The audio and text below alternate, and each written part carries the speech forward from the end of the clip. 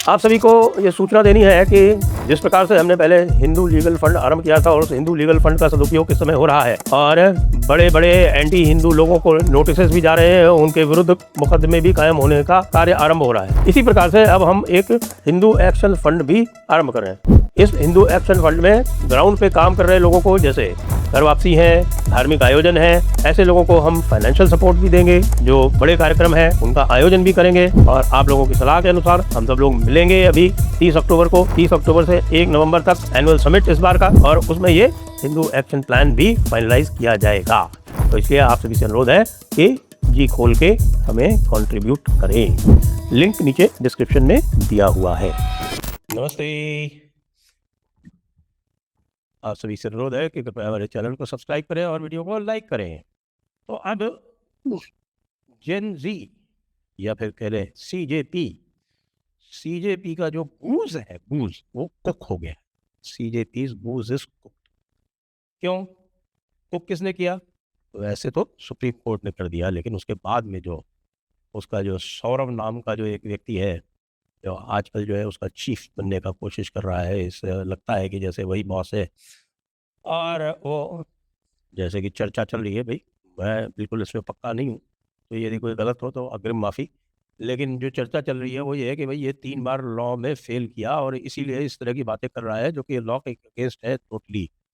कल अमित शाह जी ने एक मीटिंग ली, उसमें गृह सचिव भी थे और जो आईबी के चीफ है गृह सचिव गोविंद मोहन, जो पहले यहाँ राजस्थान में रह चुके हैं, और डायरेक्टर आईबी महेश दीक्षित, इनके साथ में मीटिंग ली और इनके साथ में मीटिंग लेने में बताते हैं कि ये तय हुआ कि भाई अभी हो गया ब्लैकमेल बहुत, और अब पूरी तरह से न केवल नैरेटिव शिफ्ट हो गया है, जो इमीडिएट खतरा था, जो संकट था, वो भी टल चुका है और संकट टल गया है। इसलिए अब इनके ब्लैकमेल के आगे आत्मसमर्पण करने की कोई आवश्यकता नहीं है। सरकार को यह भी छूट दे दी सुप्रीम कोर्ट ने कि आप जो है, जो क्रिमिनल एलिमेंट्स हैं, जिनके क्रिमिनल एंटीसीडेंट्स हैं, जिनका कि क्रिमिनल पास्ट है, उनका आप इन्वेस्टिगेशन करते रहिए, उनको छोड़ने की भी ज़रूरत नहीं है, उनको अंदर रखिए और उनसे पीट कर या इंटरोगेट करके, ये पीटना तो थर्ड डिग्री में आ जाता है, वो कॉन्स्टिट्यूशनली और ह्यूमन राइट्स के हिसाब से परमिसिबल नहीं है।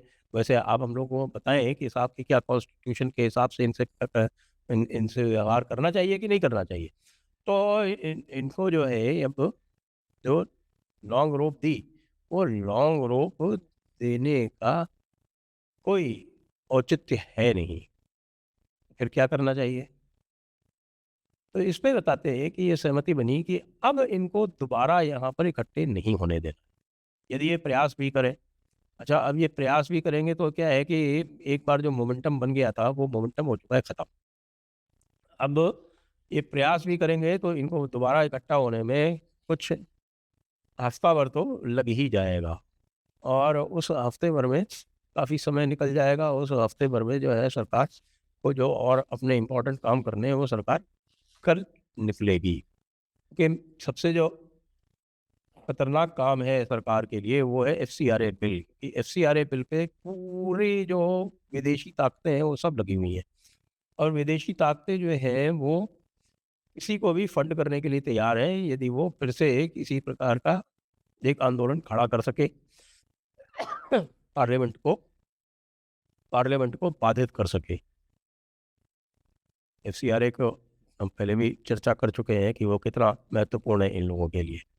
चर्चा यही हो रही है कि भाई ये लोग जो है वो यदि दोबारा इकट्ठा होना चाहेंगे तो कितना कर पाएंगे। देखिए, दोबारा इकट्ठा होने में कोई दिक्कत भी नहीं है वैसे तो, हालांकि अब दोबारा इकट्ठा होने दिया नहीं जाएगा जैसे कि बातचीत चल रही है उसके हिसाब से। और दोबारा और दोबारा इकट्ठा भी हो जाए तो जो जिस तरह से पुलिस के नोटिसेस गए हैं, जिस तरह से पुलिस ने कार्रवाई की है, जिस तरह से पुलिस ने क्रिमिनल एलिमेंट्स को सबको पहचान के कर दिया है, तो अब आप ये समझिए कि एक भी क्रिमिनल एलिमेंट जिनके साथ में नहीं आने वाला है। क्रिमिनल एलिमेंट्स अगर साथ में नहीं आएंगे तो दंगा कौन करेगा, बदमाशी कौन करेगा, और आपके बैरिकेड्स कौन लांघेगा? क्योंकि ये जो तथाकथित जेन जी है, ये फिट जनरेशन भी नहीं है।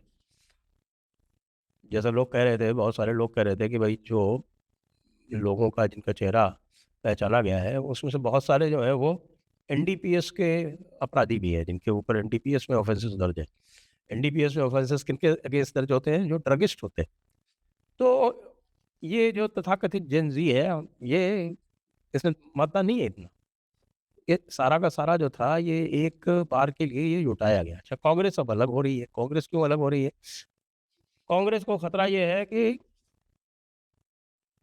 ये पूरा का पूरा आम आदमी का फ्रंट है, और आम आदमी का फ्रंट राजस्थान में जाके उनकी जो राजस्थान की प्रॉस्पेक्ट्स है, उसको डैमेज करने के प्रयास में है।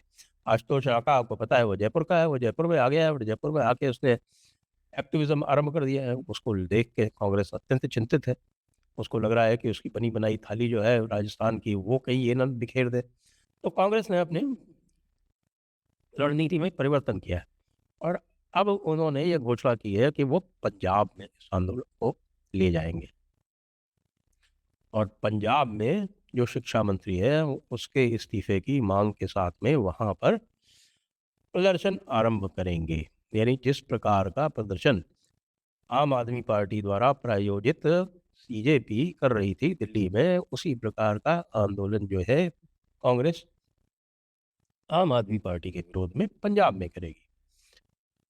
अच्छा, पंजाब में इसके लिए काफ़ी, ये कहें कि पूरी की आपकी जो कढ़ाई है वो गर्म है, और उस कढ़ाई में इस प्रोटेस्ट की पूड़ियाँ तली जा सकती हैं। अब ये आप ये देख लें कि सीधे-सीधे स्किज़्म हो गया। आम आदमी पार्टी सीजेपी एक तरफ, और कांग्रेस पार्टी एक तरफ। इसलिए इसका भविष्य तो यहीं पर तय हो गया। लेकिन पार्लियामेंट में बाधा डाली जा सकती है, एफसीआरए बिल रुकवाया जा सकता है, जो कॉन्स्टिट्यूशन अमेंडमेंट बिल आ रहे हैं उसके लिए पार्लियामेंट में व्यवधान डाला जा सकता है, क्योंकि जो कॉन्स्टिट्यूशन अमेंडमेंट बिल आ रहे हैं वो भी कांग्रेस के लिए अत्यंत महत्वपूर्ण है, या कहें कि कांग्रेस के लिए भारी संकट है। यदि वो कॉन्स्टिट्यूशन अमेंडमेंट बिल पास हो जाते हैं, तो ये आप समझ लें कि अगली बार का जो चुनाव होगा उसमें जो लोकल एंटी इनकम्बेंसी है वो 90% खत्म हो जाएगी। 90% खत्म इसलिए हो जाएगी क्योंकि एक तो नई कॉन्स्टिट्यूएंसीज बन जाएगी। 50% कॉन्स्टिट्यूएंसीज तो बढ़ाई जाएंगी, जो वो सारी नई होंगी ही होंगी। उसके अतिरिक्त जो पुरानी कॉन्स्टिट्यूएंसीज हैं, इनको मिला के जो सारी कॉन्स्टिट्यूएंसीज हैं उनमें रिजर्वेशन होगा, महिलाओं का भी रिजर्वेशन होगा। फिर वो रीडिस्ट्रीब्यूशन होगा, तो उस रीडिस्ट्रीब्यूशन में सारी स्थिति परिस्थिति बदल जानी है पूरी तरह से। तो कांग्रेस बहुत चिंतित है कि भई ये डिलिमिटेशन वाला बिल और ये महिला रिजर्वेशन वाला बिल जो है ये पास नहीं होना चाहिए। आज की स्थिति में ऐसा दिख रहा है कि सत्ता पक्ष के पास पर्याप्त बहुमत है, 2 तिहाई बहुमत है। तो ये जब किया गया, आम आदमी पार्टी भी नहीं चाहती कि भई ये हो जाए, तो एंटी इनकम्बेंसी लोकल ये खत्म हो जाएगी, तो फ़ायदा किसको होना है? जिसके पास ज़्यादा सीटें हैं उसी को ज़्यादा फ़ायदा होना है। तो जब पार्लियामेंट के ऊपर चढ़ाई की बात की गई, जब पार्लियामेंट के ऊपर चढ़ाई का प्लान बनाया गया, तो नीट तो केवल एक बहाना था। नीट केवल एक बहाना था। असली बात तो ये है कि एफसीआरए और डिलिमिटेशन बिल निशाना था। अब इसको कैसे ये प्राप्त करेंगे इस लक्ष्य को? इस लक्ष्य को प्राप्त करने के लिए हम यही कह सकते हैं, जैसे आज आपने देखा, आज राहुल गांधी ने अपने वक्तव्य में पार्लियामेंट में बात नीट की हो रही थी, उसमें वो होम मिनिस्टर को ले आए, और उसके ऊपर जब होम मिनिस्टर के ऊपर जब आपत्ति की, parliamentary affairs minister Kiren Rijiju ने, उन्होंने आपत्ति की और कहा कि भाई होम मिनिस्टर का सब्जेक्ट नहीं है। स्पीकर ने भी कहा कि भाई होम मिनिस्ट्री का सब्जेक्ट नहीं है, सब्जेक्ट नीट का है। और नीट में एक मंत्री जो है वो जितेंद्र सिंह जी ने इसको इंट्रोड्यूस किया है। एजुकेशन मिनिस्टर यहाँ बैठे हुए हैं, और आवश्यकता पड़ेगी तो जो मेडिकल एंड हेल्थ मिनिस्टर हैं वो भी यहाँ पर उपस्थित हो जाएंगे। वो भी उपस्थित थे, वैसे नड्डा जी थे वहाँ पे। तो जिनसे संबंधित है वो तो है, तो फिर आप होम मिनिस्टर की मांग क्यों कर रहे हैं? फिर आप होम मिनिस्टर ने फायरिंग का आदेश दिया। ये तो सीधे सीधे मामला जो है वो दूसरी तरफ ही चला गया। राहुल गांधी जो है वो आरएसएस पे आरोप लगा रहे हैं, वो सब लगा रहे हैं। चलिए ठीक है, आरोप लगाना तो विरोधी पक्ष का काम है। विरोधी पक्ष जो है वो इस तरह के आरोप लगाता रहेगा। लेकिन इस समय जो मूड बनाया है सरकार ने, जैसा कि दिख रहा है, वैसे मैं इस सरकार के बारे में किसी भी तरह की भविष्यवाणी करने से बचता हूँ, क्योंकि ये साफ-साफ दिख रहा था कि पूरे प्रकरण के दौरान होम मिनिस्टर जो थे वो कहीं नहीं थे।